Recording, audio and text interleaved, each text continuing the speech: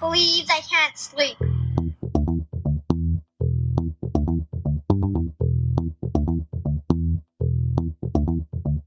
It's time to listen to Courtney at last on the Ramblings of an Insomniac podcast.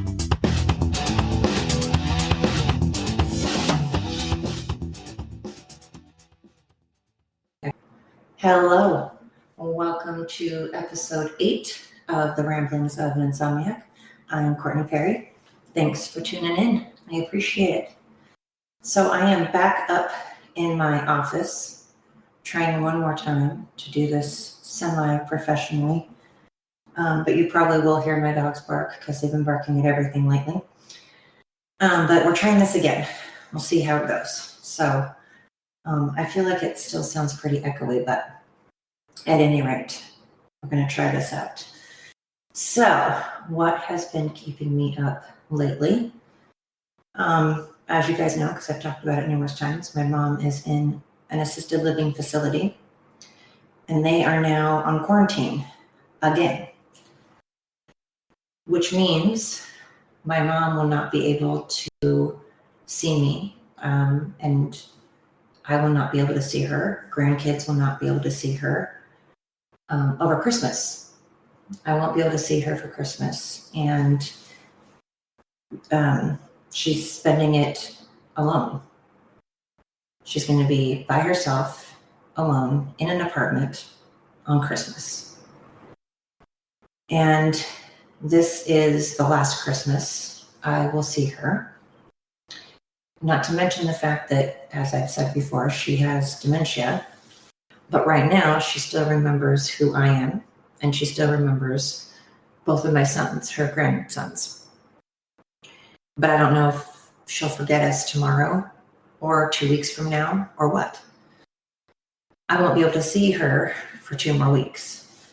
I honestly don't know if she'll remember who I am at that time.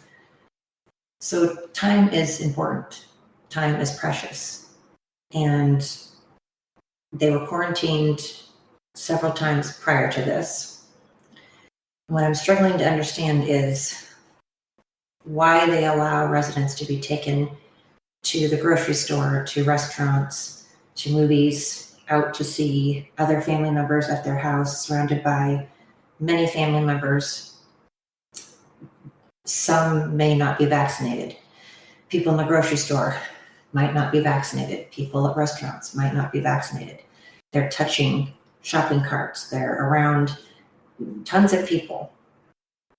And that's okay. And that's considered safe. That's considered safer than me and my 2 sons wearing a mask, vaccinated, going up to her private apartment, one-on-one, or the 3 of us with her, in a private apartment where she's not around a bunch of people. She's not touching a bunch of stuff that's not hers. We can wear masks and vaccinated. And she's vaccinated.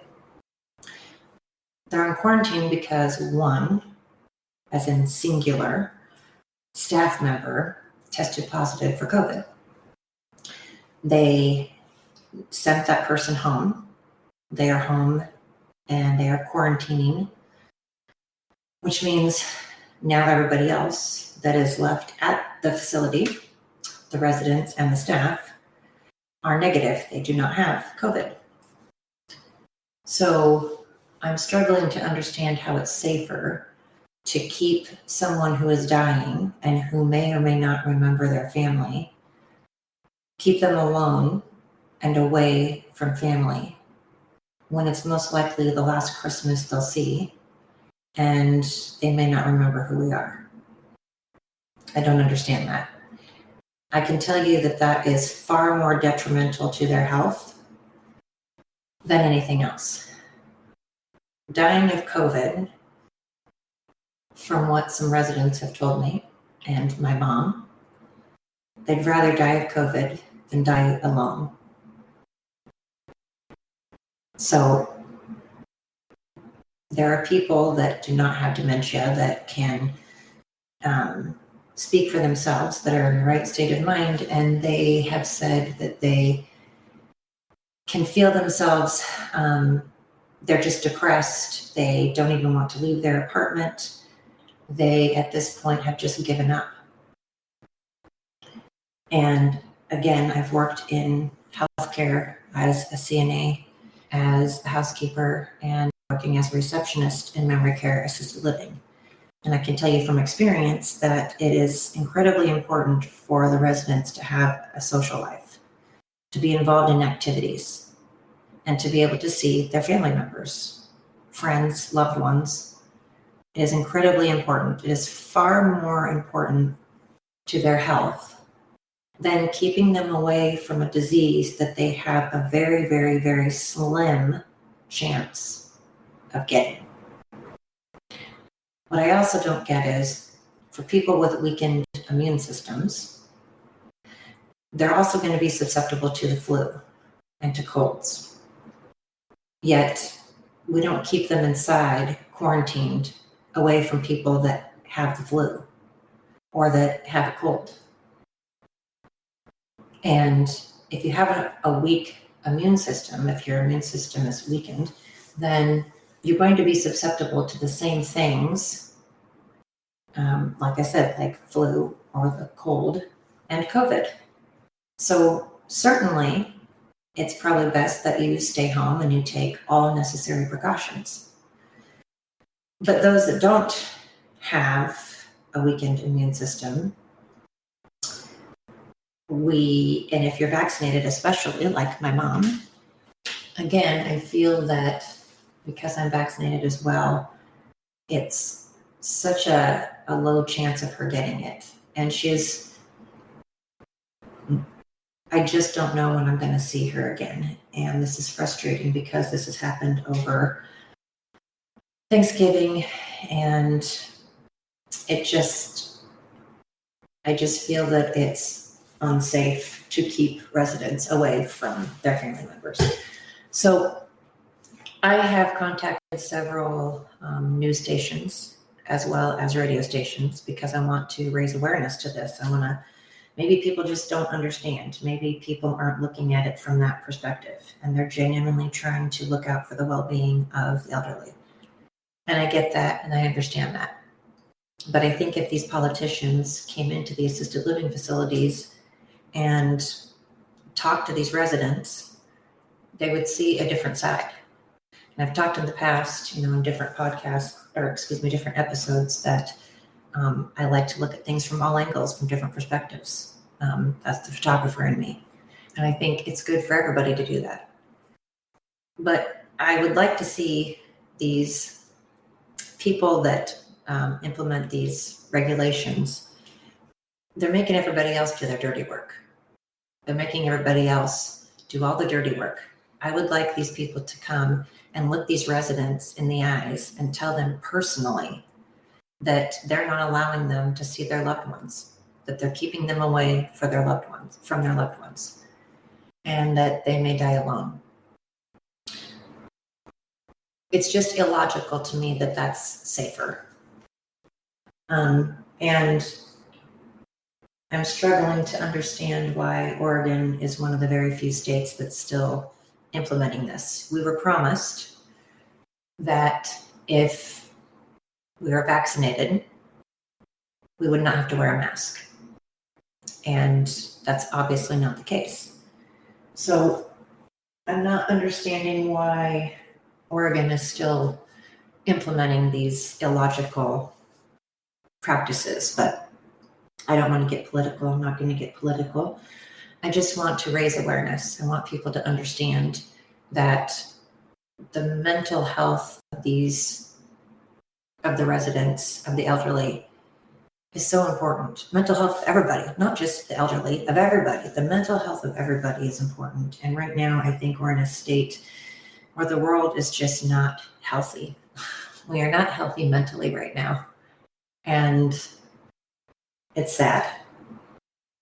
We are all, I think everybody's struggling for different reasons right now. And, Christmas is coming up, and I just feel there's just a heaviness.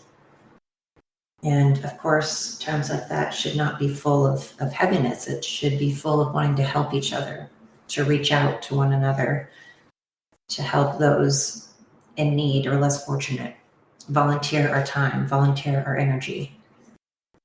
I think we need to start putting others first a lot more. There are a lot of people out there that are wonderful, amazing people that volunteer their time and energy and that do so much for others that don't get enough attention. Maybe they don't want attention. Maybe they don't want anybody to know.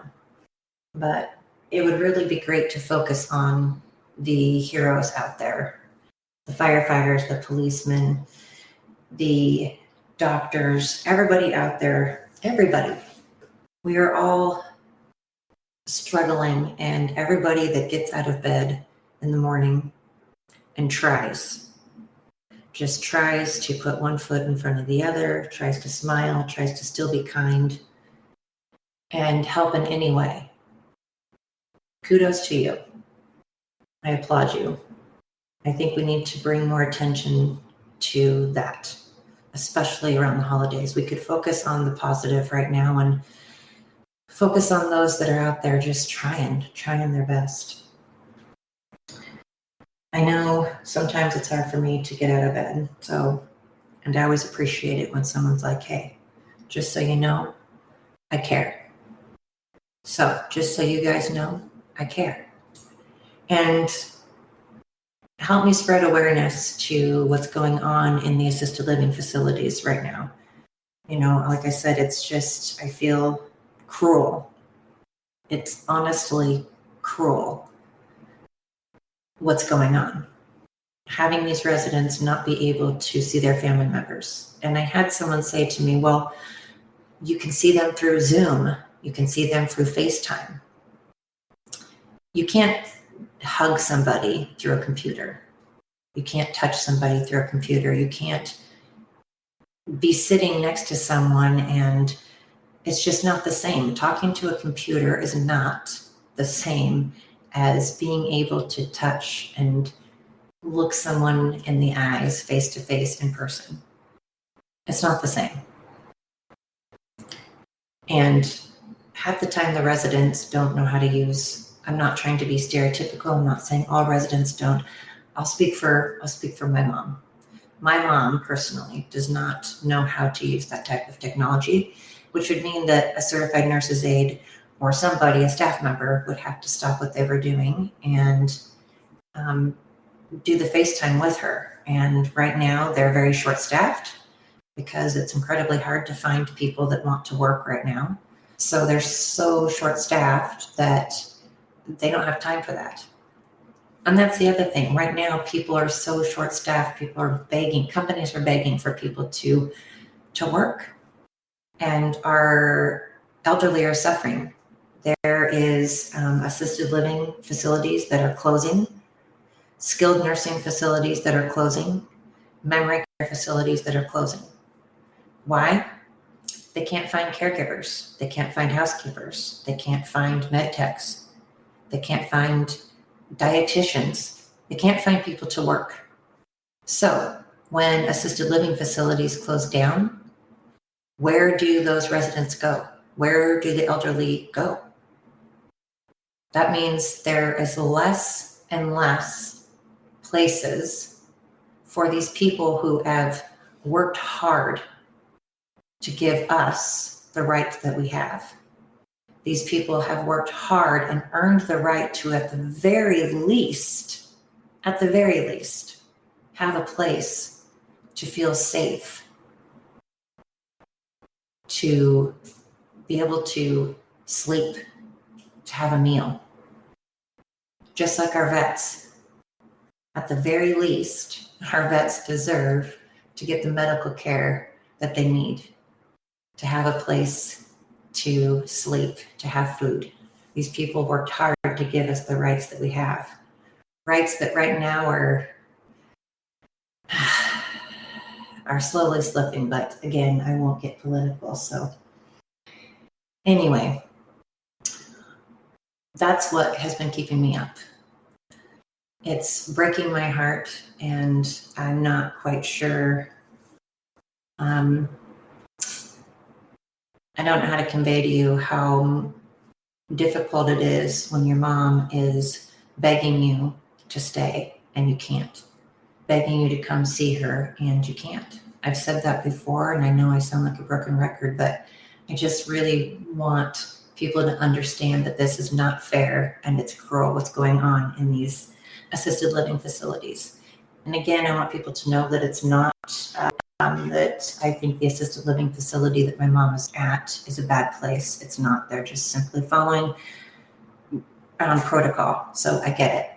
But I'm going to do my part. Like I said, I called radio stations and news media, and I'm going to call the ombudsman, and I'm going to do what I can to raise awareness. So, you can help me spread that, spread the word.